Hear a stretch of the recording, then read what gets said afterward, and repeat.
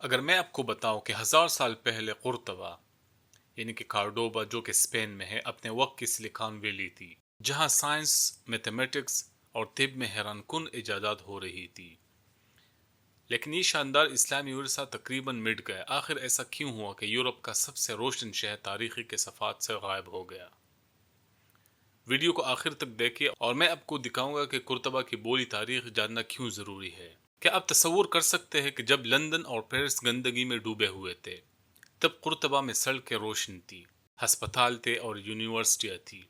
یہ تھا مسلم حکمرانی کا عروج، جہاں مسلمانوں، عیسائیوں اور یہودیوں نے مل کر علم و ترقی کی بنیاد رکھی۔ لیکن یہ سنہری دور ختم کیسے ہوا اور ہمیں یہ کہانی کیوں نہیں سنائی جاتی؟ اس ویڈیو کو مکمل دیکھیں کیونکہ آپ اس کے آخر تک وہ حقائق جانیں گے جو آپ کو پہلے کبھی معلوم نہ تھے۔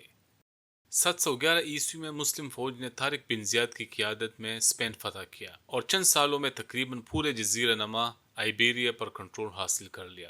اس خطے کو الاندلس کہا جانے لگا اور یہاں ایک ایسا اسلامی معاشرہ قائم ہوا جہاں مسلمانوں، عیسائیوں اور یہودی نے ایک ساتھ ترقی کی۔ اس دور کے مسلم حکمرانوں نے ظلم کے بجائے علم اور ترقی پر زور دیا۔ قرطبہ کو اموی خلیفہ عبد الرحمن اول نے اندلس کا دارالحکومت بنایا اور یہی وہ لمحہ تھا جب قرطبہ نے ایک نئے سنہری دور میں قدم رکھا۔ ذرا تصور کریں آپ 1000 سال پہلے قرطبہ کی سڑکوں پر چل رہے ہیں، ہر طرف روشن چراغ، جدید نکاسی، آپ کے نظام اور ایسے اسکول اور لائبریریاں موجود ہیں جو یورپ کے باقی شہریوں میں نہیں ہے۔ مسجد قرطبہ جو بعد میں چرچ میں تبدیل کر دی گئی، اسلامی طرز تعمیر کا ایک عظیم شاہکار تھی۔ اس کے اندر 800 سے زائد ستون، جداگانہ طرز کے طاق اور حیرت انگیز ڈیزائن تھا جو آج بھی دنیا کو حیران کن کر دیتا ہے۔ قرطبہ کی لائبریری میں 4 لاکھ سے زائد کتابیں تھیں جو اس وقت کے یورپ کے کسی بھی دوسرے کتب خان سے کئی گنا زیادہ تھی۔ عظیم فلسفی ابن رشد اور یہودی اسکالر موسیٰ بن میمون بھی اس دور کے عظیم دماغوں میں شامل تھے۔ لیکن یہ سنہری دور ہمیشہ کے لیے نہ رہا۔ مسلم حکمرانوں کی آپس کی لڑائیاں اور تقسیم نے ہسپانیہ کو کمزور کر دیا اور عیسائی حکمرانوں کو دوبارہ قبضے جمانے کا موقع دیا گیا۔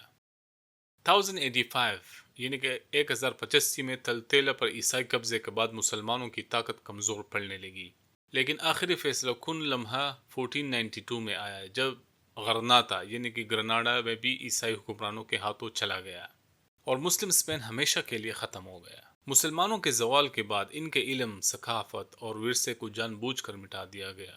قرطبہ کی عظیم مسجد کو چرچ میں بدل دیا گیا، عربی زبان پر پابندی لگا دی گئی اور بے شمار اسلامی کتابیں جلا دی گئی۔ تو کیا ہمیں قرطبہ کی تاریخ بلا دینی چاہیے یا ہمیں اس عظیم عرصے سے کچھ سیکھنا چاہیے؟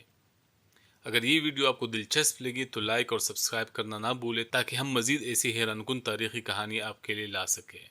مسلمانوں کے اسپین میں آنے کے بعد عربی زبان نے ہسپانوی زبان پر گہرے نقوش چھوڑے ہیں۔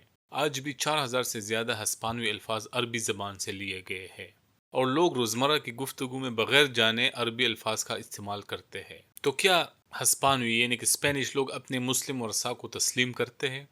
یہ سوال بڑا دلچسپ اور متنازع ہے، کیونکہ کچھ ہسپانوی لوگ فخر کرتے ہیں کہ ان کے آباء و اجداد مسلمان تھے، جبکہ کچھ لوگ اس تاریخ سے نظر چراتے ہیں۔ جنوبی اسپین میں لوگ اپنے مسلم جڑوں کو قبول کرتے ہیں۔ الاندلس، غرناطہ اور قرطبہ کے لوگ فخر سے کہتے ہیں کہ ان کے آباء و اجداد مسلمان تھے۔ وہ اپنی تاریخ اور ثقافت میں اسلامی اثرات کو ایک عظیم ورثہ سمجھتے ہیں۔ جنوبی اسپین میں بہت سے لوگ اپنے ناموں میں عربی اثرات رکھتے ہیں، جیسے کہ زید، طارق، فاطمہ، عمر۔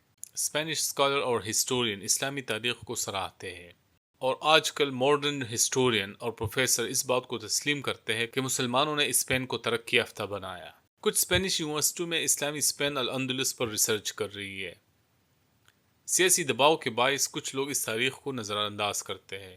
اسپین میں کچھ لوگ اس تاریخ پر بات کرنے سے گریز کرتے ہیں کیونکہ وہ اسے ایک قبضے کی تاریخ سمجھتے ہیں۔ کیتھولک چرچ اور کچھ روایتی ہسپانوی طبقے اندلس کے مسلم تاریخ کو کمزور کرنے کی کوشش کرتے ہیں، لیکن حقیقت یہ ہے کہ اسپین میں آج بھی مسلمانوں کی ورثے کی گونج سنائی دیتی ہے، چاہے کچھ لوگ اسے قبول کریں یا نہ۔ تو سوال اٹھتا ہے کہ قرطبہ اور اندلس کی تاریخ آج بھی زندہ ہے کہ نہیں؟ مسلمانوں کے ہسپانیہ چھوڑنے کے 500 سال بعد بھی ان کے اثرات زبان، خوراک، موسیقی، فنی تعمیر اور ثقافت میں زندہ ہے۔ مسجد آج بھی چرچ میں تبدیل ہونے کے باوجود اسلامی طرز تعمیر رکھتی ہے۔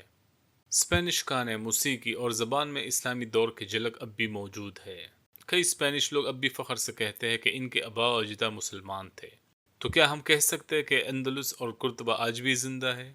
جواب ہے ہاں، وہ تاریخ، وہ علم اور ثقافت آج بھی اسپین میں سانس لے رہی ہے۔ کیا آپ کو یہ ویڈیو دلچسپ لگی؟ کیا آپ مسلمان اسپین کا اثرات کے بارے میں مزید جاننا چاہتے ہیں؟ کمنٹس میں اپنی رائے ضرور دیجیے گا اور ہمارے چینل کو سبسکرائب کرنا نہ بھولیں۔ شکریہ۔